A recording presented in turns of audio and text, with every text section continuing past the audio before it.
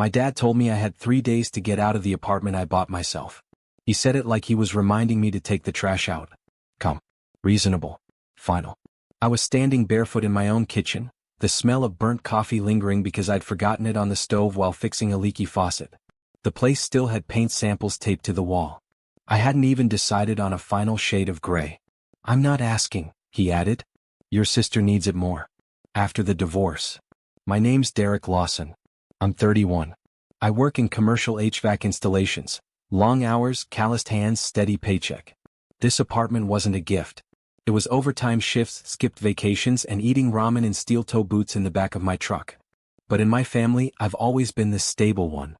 The one who doesn't complain. The one who understands. My sister Emily had moved back in with our parents after her marriage collapsed. No job. No savings. A toddler and a trail of excuses. Dad leaned against my kitchen counter like it was already hers. You're single, he said. You can start over. I looked at the scratch on the hardwood floor I'd made dragging in my own couch. A small scar. Proof I'd built something. And in that moment I realized something quietly dangerous. They weren't asking for help. They were asking for surrender. And they thought I'd say yes. I didn't yell. That's what surprised him. Dad stood there waiting for the explosion, waiting for me to prove I was selfish. Instead, I turned off the stove, poured the burnt coffee down the sink, and rinsed the mug slowly. You've got 3 days, he repeated, softer now, like he was offering mercy. Emily wasn't even there to ask. She never asked. She let other people negotiate her comfort. I wiped my hands on a dish towel and looked around my living room. The second-hand leather couch. The cheap lamp I'd assembled wrong so it leaned slightly to the left. The framed HVAC certification on the wall I'd earned at night school after 12-hour shifts. You already told her she could have it? I asked. He didn't answer directly. That was answer enough. He stepped closer, lowering his voice. Family takes care of family, Derek. That phrase. It's been the soundtrack of my life. When Emily maxed out her first credit card at 19, I co-signed the consolidation loan. When she missed rent at 24, I wired the money. When she married a guy none of us trusted, I stayed quiet. Family takes care of family. But I noticed something standing there in my own apartment. Something sharp and humiliating. Family only seemed to flow one direction. Dad left after that. No hug. No apology. Just a timeline. 3 days. That night, I sat on my slightly crooked couch and stared at the listing app on my phone. I wasn't angry. I was awake. And for the first time in my life, I decided I wasn't going to be the dependable solution to someone else's mess. I opened a new tab. And I did something they would never see coming. I didn't sleep. The refrigerator hummed like it was nervous for me. Streetlights painted pale bars across the ceiling. At 2:14 a.m., I called a realtor whose number I'd saved months ago, just in case. Her name was Marissa. Sharp voice. No nonsense. You serious? She asked. Listed today, I said. By 9 a.m., she was walking through my apartment with a tablet, snapping photos while I made the bed like a man staging his own disappearance. Sunlight hit the hardwood floors just right. The scratch from my couch barely showed. You renovated the bathroom yourself? She asked. Yeah. She whistled softly. This'll move fast. I nodded. I already knew. Emily texted me at noon. Dad said you're being weird about the apartment. I really need stability right now. Not, can we talk? Not, I'm sorry. Just need. I typed 3 responses. Deleted them all. Instead I wrote. We'll figure something out. Technically true. By late afternoon we had 2 showing requests. Marissa smiled like a gambler holding a good hand. You sure about this? She asked quietly, almost human now. I looked around at the walls I'd painted, the light fixture I'd installed crooked the first time and fixed alone. Yeah, I said. I'm sure. Because this wasn't about property. It was about permission. And for the first time in my life I wasn't asking for it. That evening Dad called. You've thought about what I said? Yes, I replied. And this time I meant it in a way he wouldn't understand. Offers were coming. And so was the part they weren't prepared for. The first showing felt like strangers touring a memory. A young couple walked through with cautious optimism. The woman ran her fingers along the kitchen counter like she was testing whether the space could hold her future. The man stood by the window measuring light.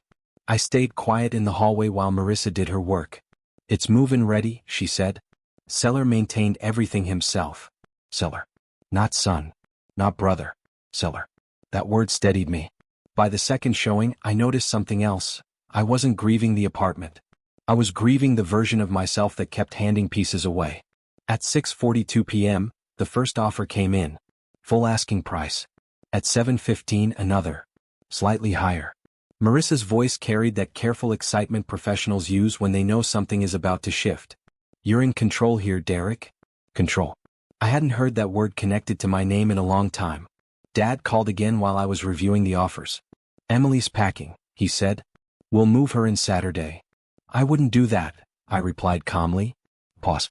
What does that mean? It means there won't be an apartment. Silence has weight.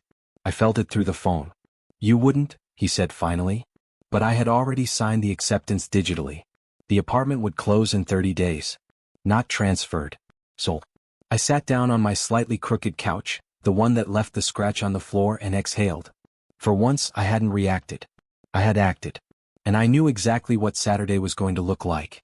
They just didn't. Saturday came with boxes. Not mine. Dad's truck pulled into the parking lot just after 10. I watched from the balcony as he stepped out first, jaw set tight.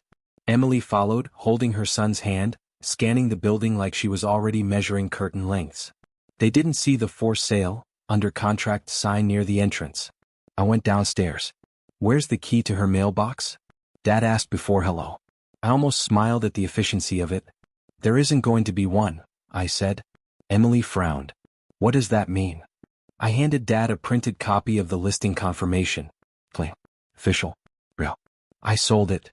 For a moment, nobody moved. Even the kid stopped swinging his backpack. You what? Dad's voice dropped low, the way it used to when I broke something as a kid. I sold my apartment. It closes in 30 days.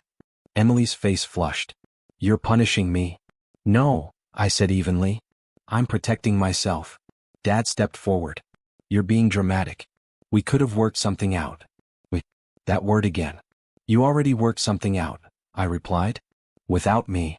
The wind lifted the corner of the listing paper in Dad's hand. He looked smaller standing there, not angry, confused. Emily's voice cracked. Where am I supposed to go? And for the first time in my life, I didn't rush to solve it. That's not my decision to make, I said quietly. They left without slamming doors. Just silence. And for once it didn't feel heavy. It felt earned. Upstairs, I looked around my apartment one more time. It no longer felt like something being taken. It felt like something I chose to release. And that made all the difference. That evening the apartment felt different. Not empty. Clear. I sat on the floor with my back against the wall where my TV used to be, eating takeout straight from the container. The place echoed slightly now that I'd started packing. Every sound felt honest. My phone buzzed around 8. It wasn't Dad. It wasn't Emily. It was Mom. You could have handled that better, she said without greeting. I stared at the ceiling. Better for who? A long pause. She's fragile right now, Derek. I almost laughed. Not because it was funny, but because I finally understood something. Emily was always fragile. And I was always durable. Durable things get leaned on. Fragile things get protected. I've been durable my whole life, I said calmly. I'm tired. Mom's voice softened. Family needs support. I supported, I replied. This time I set a boundary. The word sounded foreign in my mouth. Boundary. After we hung up, I walked through each room slowly. The bathroom tile I'd installed crooked the first time. The cabinet handle I'd stripped and replaced. The light that flickered if you flipped the switch too hard. I'd fixed everything here myself. Except the part of me that kept saying yes. I pulled out my laptop and opened a rental listing in a different neighborhood. Smaller. Temporary. Mine. The sale wasn't just about money. It was about reset. And for the first time, I wasn't rearranging my life around someone else's emergency. I was building it around my own peace. And that felt unfamiliar. But right. Closing day smelled like printer ink and stale office coffee. I sat at a long conference table between two strangers who were about to begin their life in the place I'd built mine. The couple from the first showing. She smiled at me like I was handing her something sacred. Thank you for keeping it so nice, she said. I nodded. Take care of the floors. It sounded small. But it wasn't.